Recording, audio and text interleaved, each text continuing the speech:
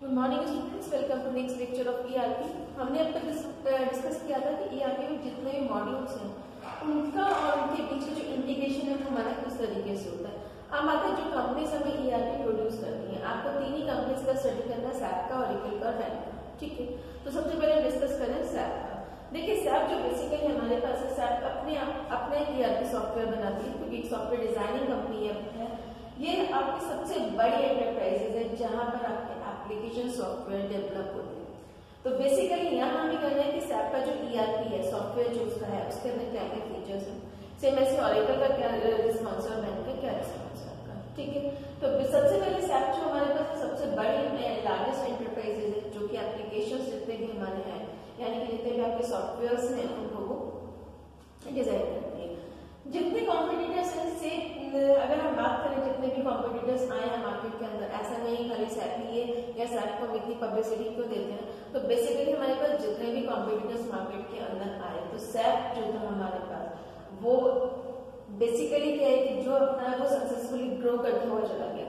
और IT sector में होता ये है कि जब भी हमारे पास कोई भी सॉफ्टवेयर डिजाइनिंग कंपनी हमारी जो होती है, वो सबसे पहले वो ये चेक करती है कि मार्केट की डिमांड क्या है। उस मार्केट की डिमांड के बेस पर वो अपने पास प्रोफेशनल्स को हायर करती है एंड देन उसी के अकॉर्डिंग अपने सॉफ्टवेयर को क्या करती है, डिजाइन करती है। क्योंकि मार्केट में रहने के लिए सॉफ्टवेयर की अगर हम बात करें तो हमारे यहाँ अगर आप देखेंगे तो डेली एक नई लैंग्वेज हमारे पास आती है। विद इन 6 months आपको नई टेक्नोलॉजी मिल जाती है। अब जो नई टेक्नोलॉजी हमारे पास है कोई भी, तो अकॉर्डिंग टू नई टेक्नोलॉजी हमें क्या बनाना है, उसके सॉफ्टवेयर डिजाइन करना है। तो जो भी मार्केट में कंपनीज होती है, चाहे वो आपकी माइक्रोसॉफ्ट है, चाहे आपकी सैप है, चाहे ओरेकल है आपकी, चाहे जितने भी हमारे पास सॉफ्टवेयर डिजाइनिंग की कंपनीज है, वो अपने आप को अपडेट करती है मार्केट की डिमांड के अकॉर्डिंग। मान लीजिए आपने सॉफ्टवेयर बनाना, ठीक है, आप बनाने जो पहले हमारा चलता था उसके बेस पर आप करेंगे, तो वो तो पॉसिबल नहीं है कि आप ग्रो कर पाएंगे। क्यों? क्योंकि within time to develop, क्योंकि जैसे जैसे हमारी टेक्नोलॉजी चेंज हो रही है तो हमारे जो सॉफ्टवेयर की रिक्वायरमेंट है वो भी हमारी धीरे धीरे क्या हो रही है, चेंज हो रही है। पहले क्या था, हम स्टैटिक पे ज्यादा वर्क करते हैं और आज के टाइम में हम रियल टाइम एनवायरमेंट पे ज्यादा एक्सेसिबल रहते हैं और रियल टाइम में ज्यादा वर्क करते हैं। तो बेसिकली जो भी हमारी रिक्वायरमेंट है उसके बेस पर जो भी हमारी टेक्नोलॉजीज है उसके साथ जो भी इंडस्ट्री हमारी ग्रो अप हो जाती है, चाहे कोई भी ऑर्गेनाइजेशन हो, चाहे कोई भी कंपनी हो, तो वही हमारी मार्केट में स्टेबल होती है। वही सेम चीज का था, जितने भी कॉम्पिटिटर्स आए उसके कंपैरेटिव में जो सैप है उससे सबसे ज्यादा इस तरीके से बहुत ज्यादा एंटरप्राइज अकाउंट्स हमने बनाने शुरू किए। बेसिकली जो लोगों की रिक्वायरमेंट थी उसको उसने फुलफिल करना स्टार्ट कर दिया। मैं मान लीजिए आपको एक आइटम परचेज करने जाते हैं, वो आइटम आपकी सारी रिक्वायरमेंट्स को फुलफिल कर लेता है। अब आप ही का कोई फ्रेंड या कोई भी नोन है वो भी ये चाहते हैं कि आपके उसके दोनों की सेम रिक्वायरमेंट है। आप ये कहते हैं कि मेरी ये सारी रिक्वायरमेंट सारी फुलफिल कर रहा है, प्लस वो मुझे प्रॉपर मेंटेनेंस दे रहा है, मुझे कोई प्रॉब्लम नहीं आती, तो क्या होगा, सेकंड पर्सन भी उसके ऊपर मूव कर जाता है। वही सेम चीज नहीं आप करें, जितने भी हमारे पास है, जितनी भी आपके पास ईआरपीज होती है, तो उसमें हमारे पास जो सिग्निफिकेंट गेन्स है, ऐसा तो नहीं है कि कंपनी ने जो टारगेट किया उसको लार्ज इंडस्ट्रीज को टारगेट किया कि भाई इनके बड़ी बड़ी कंपनीज है, उन्हीं को कंसिडर करेंगे। तो स्मॉल टू लार्ज यानी कि छोटी ऑर्गेनाइजेशन का आपको अगर ईआरपी चाहिए तो उसके लिए भी, प्लस एक बहुत बड़ी ऑर्गेनाइजेशन को अगर ईआरपी चाहिए तो दोनों की ईआरपी को मैनेज करता है। ये कह सकते हैं उनका जो ईआरपी है वो दोनों के अकॉर्डिंग अवेलेबल है और दोनों ही कंडीशन को क्या करेगा, सेटिस्फाई करेगा। तो बेसिकली जितना भी होता है हमारे पास सिग्निफिकेंट होते हैं स्मॉल मीडियम एंटरप्राइजेस के लिए। ठीक है, all in one business by design and business one product line. क्योंकि जनरली क्या होता है, कंडीशन सबके यहाँ सेम होती है, बस सिर्फ क्या होता है किसी का डिपार्टमेंट बहुत ज्यादा होता है तो उसमें नंबर ऑफ एम्प्लॉय ज्यादा हो जाते हैं, किसी क्या कहता है वो 2-3 डिपार्टमेंट को इंटीग्रेट कर लेता है क्योंकि उसके पास नंबर ऑफ एम्प्लॉयज के कम है। जो सैप है उसके अंदर बहुत सारे ईआरपी एप्लीकेशन है जिसमें हमारे पास आता है CRM, financial management, human capital management, product life cycle management और सप्लाई चेन मैनेजमेंट। और सबसे बड़ी चीज जो आपके पास सैप है, इसके पास लार्ज नेटवर्क ऑफ पार्टनर्स है आपके पास, जो कि एक आपका इंटीग्रेशन प्रोवाइड करते हैं और कस्टमाइज करते हैं स्पेसिफिक मार्केट को। जैसे एटीआई जो डेवलप्ड है through all in one for the construction industry, जो कि आपके SAP basis all in one पर इंप्लीमेंटेड है। तो बेसिकली सबसे पहले जितनी भी मार्केट की रिक्वायरमेंट है, चाहे वो स्मॉल मार्केट, चाहे आपके पास कोई स्मॉल ऑर्गेनाइजेशन, चाहे कोई मीडियम ऑर्गेनाइजेशन है और कोई लार्ज ऑर्गेनाइजेशन है, हर किसी के लिए सबसे ज्यादा बेनिफिशियल है। प्लस इसका जो टाइप है वो डिफरेंट कंपनी से इस तरीके से है कि यानी जो उसका इंटीग्रेशन है वो आपका इजीली हो जाता है। इंटीग्रेशन का मतलब है कि जो ऑल इन वन, यानी कि आपको सारी चीजें एक ही में मिल जाती है।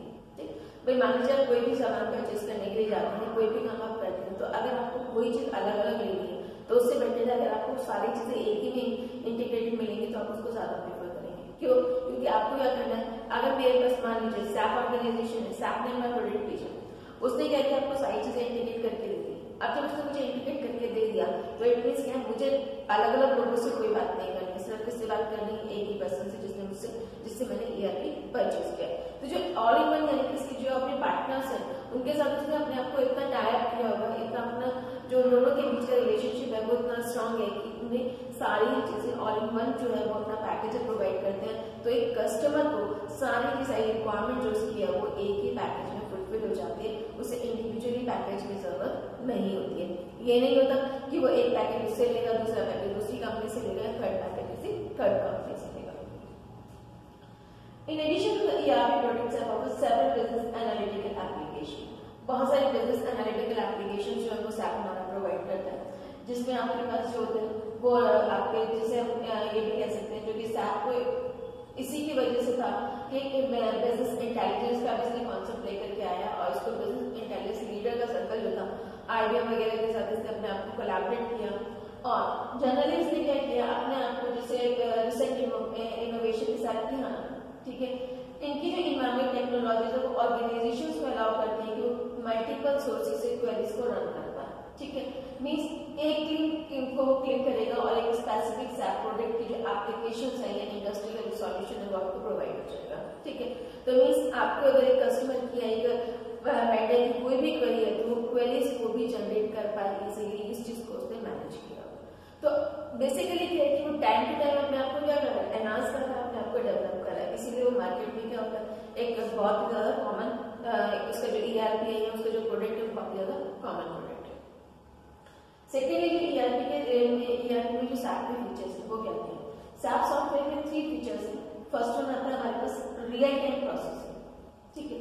रियल टाइम प्रोसेसिंग का मतलब है जो इनपुट जो है हम उसे तभी के तभी अवेलेबल होगी जब हम मतलब एनी टाइम आप उसे इनपुट प्रोवाइड कर सकते हैं। ऐसा नहीं है कि मैंने जब सॉफ्टवेयर डिजाइन किया है तभी उसको इनपुट प्रोवाइड कर दिया और उसी के अकॉर्डिंग क्या करेगा, वो एक्सेस करेगा सारी चीजें, ठीक है।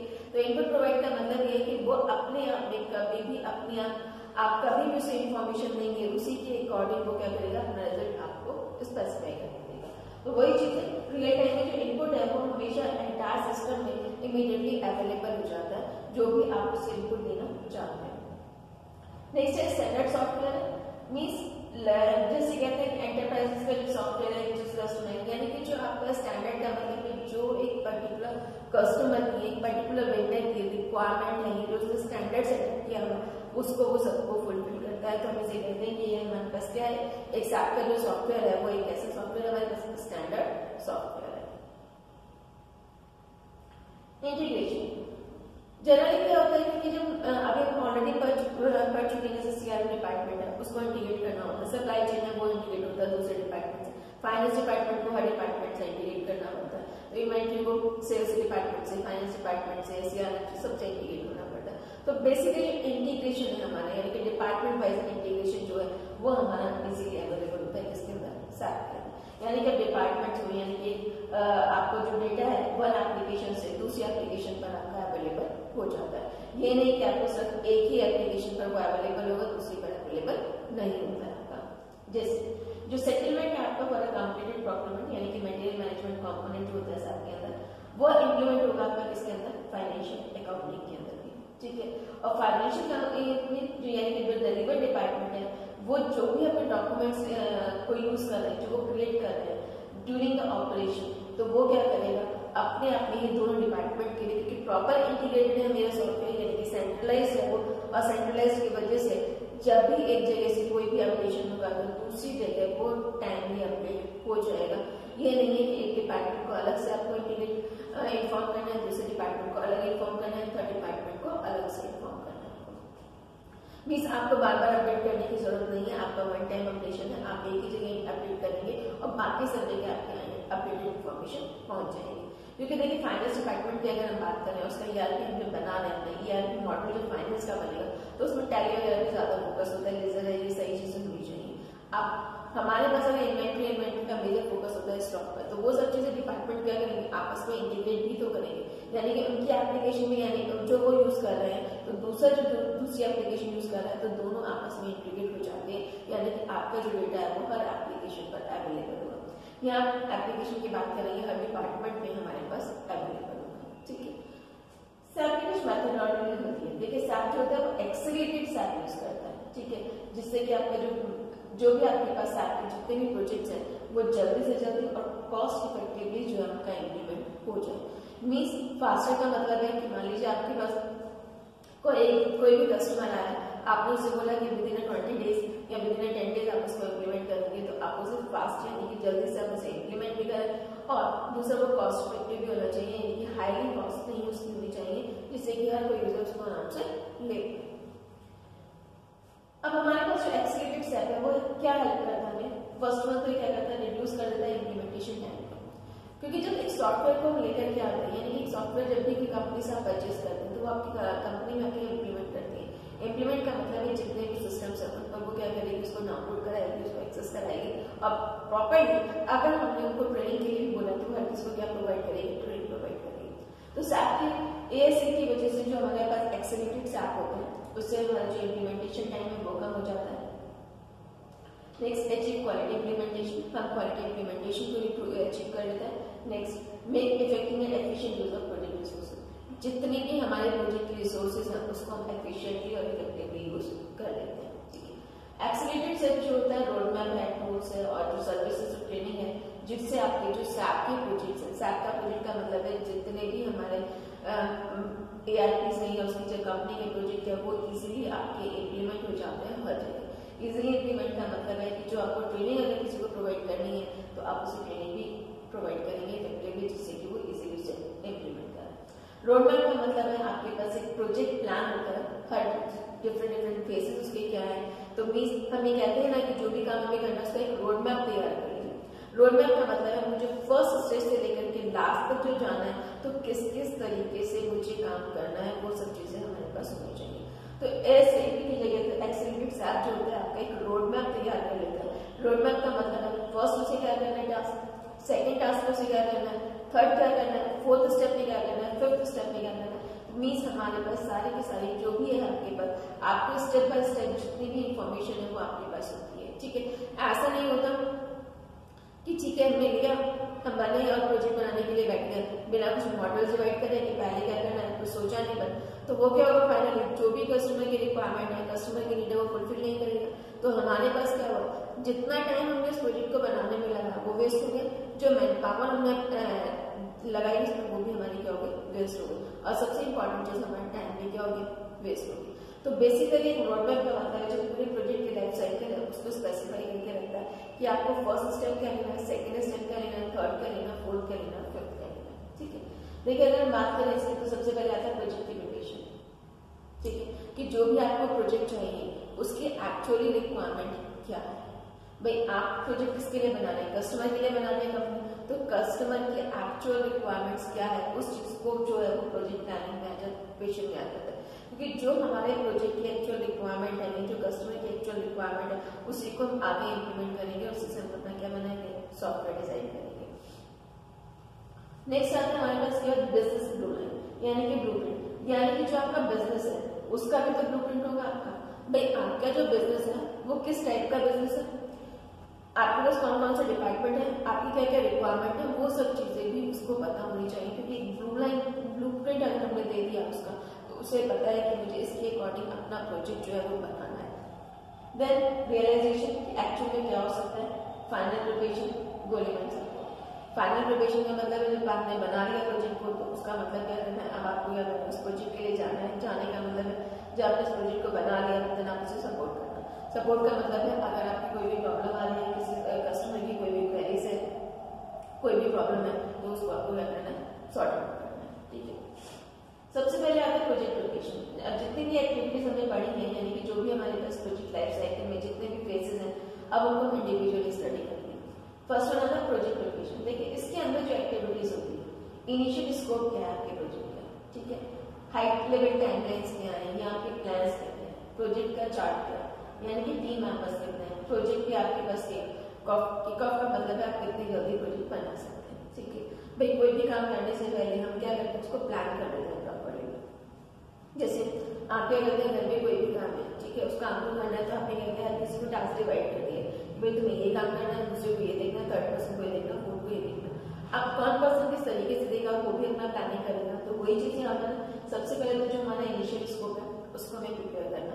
नेक्स्ट हाई लेवल टाइमलाइंस है, या हाई लेवल के जब मुझे पीक टाइम पर चाहिए तो उसके अकॉर्डिंग मेरे पास एक प्लान होना चाहिए। कभी कभी ऐसा होता है कि कोई प्रोजेक्ट हमें 30 डेज में कंप्लीट करना होता है, बट कोई भी सर्कमस्टेंसेस आ जाते हैं कि हमें 25 डेज में कंप्लीट करना है, या हाई टाइम चल रहा है हमारे पास, बहुत सारे प्रोजेक्ट्स हमारे पास हैं, उन्हें हमें टाइमलाइन पे प्रॉपर्ली लेकर के देना है, उन्हें इस तरीके से हमें लेकर के आना टाइमलाइन पर कि वो हमारे ऑन टाइम कंप्लीट हो जाए। तो जो हमारा हाई लेवल टाइम का मतलब है, आपको अपने वर्किंग आवर्स बढ़ाना है, आपको क्या करना है, वो आप उस तरीके से उसको प्लान करें। दूसरा प्रोजेक्ट का चार्ट प्रिपेयर करेंगे। नेक्स्ट जितने भी लोग आपके टीम मेंबर्स में रहेंगे, ठीक है, वो कौन कौन है और प्रोजेक्ट को का मतलब है कैसे आप इसे बूस्टअप करोगे धीरे धीरे। नेक्स्ट आता है बिजनेस ब्लूप्रिंट। देखिए बिजनेस ब्लूप्रिंट में सबसे पहले तो बिजनेस रिक्वायरमेंट है, जो भी है उसको आप कैसे करोगे। किसी भी वर्कशॉप की अगर हम बात करें, किसी भी ऑर्गेनाइजेशन की बात करें, किसी भी कंपनी की अगर हम बात करें, तो वहां पर वर्किंग किस तरीके से होती है, तो उसकी इंफॉर्मेशन कैप्चर करना। Secondly understanding existing business process, यानी कि जो भी बिजनेस प्रोसेस उनका चल रहा है, यानी जो मैनुअल प्रोसेस उनके पास है उसको समझना कि वो मैनुअली किस तरीके से काम कर रहे हैं। डॉक्यूमेंटिंग बिजनेस रिक्वायरमेंट, जो भी हमारे पास बिजनेस की रिक्वायरमेंट है और यहाँ का जो गोल है उसको हमें डॉक्यूमेंटेशन करना। उस जितनी भी रिक्वायरमेंट है उसको हम एक पेपर पे लिख देते हैं, उसको एनालाइज कर लेते हैं एंड देन हम उसको क्या करते हैं, प्रिंट करते हैं। Then outlining the scope of the project and getting, और उसके बाद जो हमने प्रोजेक्ट बनाया है उसका स्कोप कहाँ तक है, यानी कि अगर इन फ्यूचर अगर ये चेंजेस होते हैं तो क्या हमारा सॉफ्टवेयर चेंजेस को एक्सेप्ट करेगा या नहीं करेगा। अगर इन केस आपने आज बनाया कि मुझे स्टैटिक चाहिए, ठीक है, फिर थोड़ा टाइम बाद आपको लगा नहीं मुझे डायनामिक चाहिए। डायनामिक का मतलब है आप ये चाहते हो कि हर जगह कहीं कनेक्टिविटी हो जाए, कैसे भी वर्क। तो क्या जो आपका प्रोजेक्ट है ये, क्या इसको आप डायनामिक में जब आप कन्वर्ट करने जाएंगे तो क्या कंपनी आपको इस तरीके से फैसिलिटी दे रही है कि आपका जो प्रोजेक्ट है वो क्या डायनामिक है या बनेगा या नहीं बनेगा। तो वही चीज इसके अंदर आती है, यानी कि जो पूरे प्रोजेक्ट का स्कोप है उसको समझना, और उसके बाद हमें ये देखना होता है कि फ्यूचर में अगर उसमें कोई भी चेंजेस ऐड करना, कुछ भी चेंजेस करने पड़े, कोई मॉडल्स ऐड करना पड़ा, कोई दो मॉडल्स को क्लब करना पड़ा, तो हम उसे इजीली कर पाए। नेक्स्ट आता है realisation.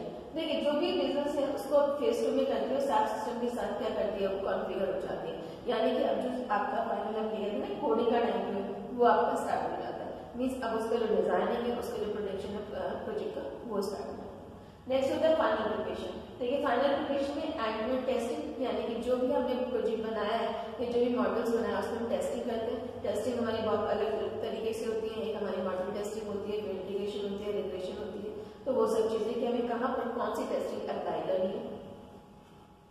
Training of the end users, यानी कि जो भी हमारे एंड यूजर्स हैं जो भी इसको यूज करेंगे उनको ट्रेनिंग प्रोवाइड करना।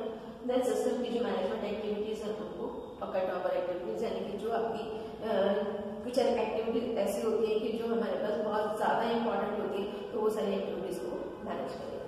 नेक्स्ट है गोल इवेंट सपोर्ट। तो गोल इवेंट सपोर्ट का मतलब है इस फेज में जो सिस्टम है रिलीज हो गया day to day business transactions के लिए, और जितने भी बिजनेस फेस हैं इश्यूज हैं जो फेस कर रहा है यूजर, मीन्स आपने क्या किया उनको दे दिया, उन्हें देने के बाद जो भी उसको यूज कर रहा है उसमें क्या क्या प्रॉब्लम वो फेस कर रहा है, उन प्रॉब्लम्स को आप साथ करते हुए जाएंगे, रिजॉल्व करते हुए जाएंगे, तो वो होता है हमारा गोल इवेंट सपोर्ट। एडवांटेजेस क्या है साथ ही ERP सिस्टम का। देखिए फर्स्ट वन तो रिडंडेंसी नहीं होता डेटा में, ठीक है, क्योंकि सेंट्रलाइज सिस्टम हो जाता है। सेकंड बिजनेस प्रोसेस हमारा स्टैंडर्डाइज हो जाता है। थर्ड जो प्लानिंग करते हैं, शेड्यूलिंग करते हैं, मैनेजमेंट करते हैं, वो एक ईजी हो जाता है आपका टास्क। और जो दूसरा जो है फ्लेक्सिबल रिपोर्टिंग और मॉनिटरिंग हमारी प्रोजेक्ट्स की वो हम इजीली कर लेते हैं, ऑटोमेट हो जाता है। और कस्टमाइजेशन और वर्जन जो अपग्रेड होता है वो इजी हो जाता है SAP की, ठीक है। तो बेसिकली हम ये मान के चलते हैं एक कॉस्ट इफेक्टिव सॉल्यूशन है एक ERP इंडस्ट्री के लिए। भाई देखिए आपकी सारी चीजें होगी ऑटोमेट होगी। ऑटोमेट का मतलब ये कि आपको अब ये पता है कि किस तरीके से आपका एक्सेसिबल होगा, यानी कि आपका जो मैनुअल सिस्टम है वो कंप्यूटराइज में कन्वर्ट हो गया। देन हमारे पास क्या धीरे धीरे जो भी टाइम कंज्यूमिंग है या बिजनेस प्रोसेस है वो हमारा क्या हो गया स्टैंडर्डाइज्ड हो गया, प्लस सारी ही चीजें हमारी क्या हो गई प्लान हो गई। तो वो सब चीजें हमारी ऑर्गेनाइजेशन के लिए भी हेल्पफुल होती है और ये हमारे SAP के बिजनेस के SAP सॉफ्टवेयर के फीचर्स होते हैं। नेक्स्ट आता है SAP का आर्किटेक्चर और उसके आगे कि SAP का आर्किटेक्चर कैसे होता है किसने वो सब नेक्स्ट लेक्चर में स्टडी करेंगे। यहाँ तक आप रीड कर लीजिएगा और कोई भी प्रॉब्लम है तो उसे प्रॉब्लम सॉल्विंग क्लास में डिस्कस कर लीजिएगा। Thank you so much.